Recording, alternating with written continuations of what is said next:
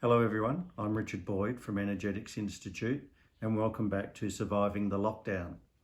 So today we're going to talk about the second of the primary fight or flight defences, and today we're talking about fight. Fight's an interesting strategy that us humans use when confronted with a real or perceived threat.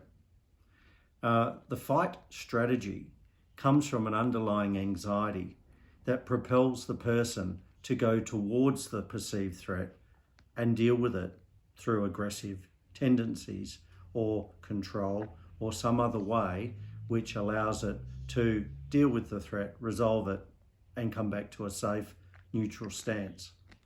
The problem we have with COVID-19 is it's an unseen threat. So what does that mean? It means your brain can't actually pinpoint where is exactly the threat. Not only that, because you can't control it, because you can't see it, it means that some of the normal aspects of the aggressive personality don't work. Excuse me.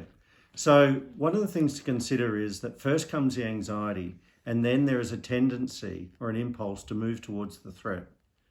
Aggressive personalities can then typically lash out or go on the attack or confront in various ways. So firstly, there's the physical side. So the upper body is actually mediated by the brain to do a fight response. So you see in some aggressive people a tendency to punch doors, to punch walls, to throw things. You'll see a verbal yelling. So there's a lot of energy discharge and upper body movement by aggressive people. The problem we have with COVID-19 is that what goes with aggression is control. Now, if you can't find the threat, which is microscopic, let's say, then you can't control it and you can't eliminate it. So this is what brings up frustration in the aggressive personality, because they can't actually deal with it in the normal way, which is to move toward and eliminate it. So these people in this setting will tend to be more reactive and in their reactions become aggressive or emotionally volatile. Another aspect of this is that control, as I've mentioned, is another aspect of this whole problem. At the moment, none of us are in control. We can't, from day to day, safely assume that we've dealt with the issue by avoiding those things we need to avoid so we don't catch the virus. This is not good for someone who needs to be in control, because by feeling out of control, they don't feel safe. So therefore their anxiety levels increase and they're more likely in their hyper-arousal state to then get aggressive. So what we're concerned about in this whole lockdown situation is the fact that behind closed doors, aggressive personalities may tend to act out their aggressive tendencies then more so than usual. And therefore there may be more incidents of domestic violence, relationship control issues, verbal and threatened violence or controls type scenarios. The other thing is the government has introduced its own set of controls. So what you often see in the aggressive personality is a reaction to the fact that they're being controlled. This means you won't go to the beach, or you won't leave this region and go out into the bush or anywhere else.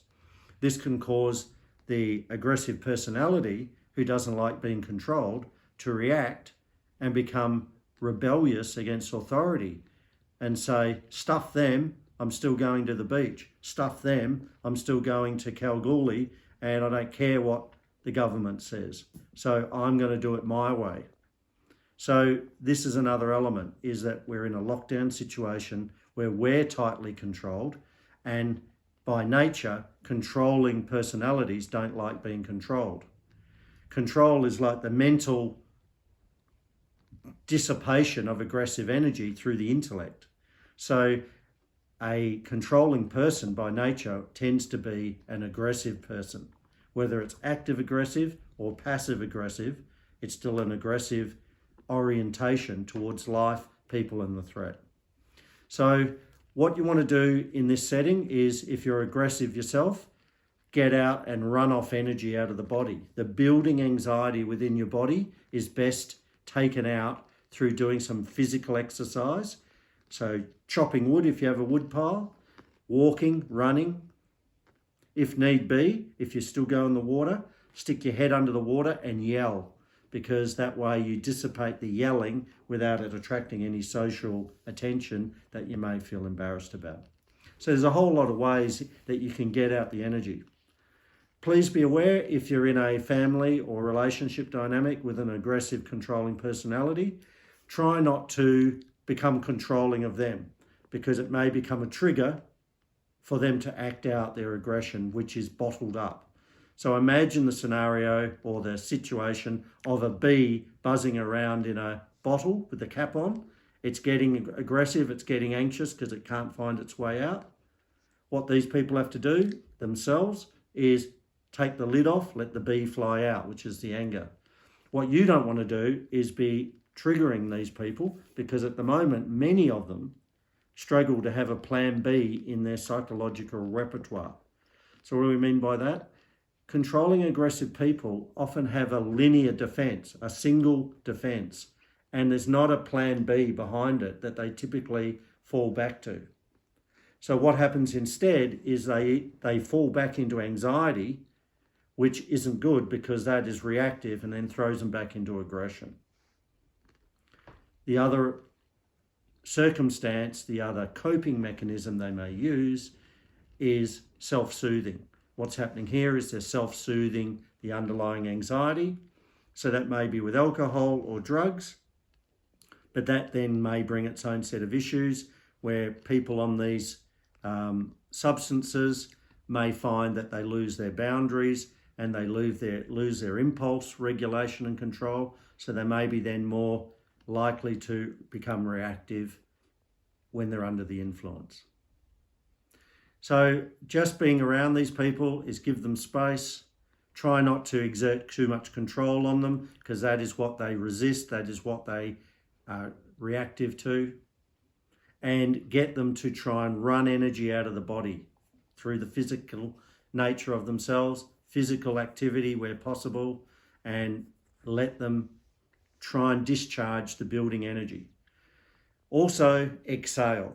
So the relationship to breathing in the aggressive personality is that they tend to breathe in, so they puff up and they're big and dominating, but they don't properly breathe out.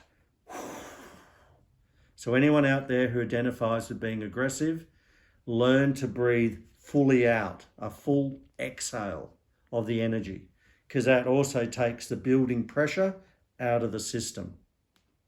Okay, so I hope you've learned something from that today.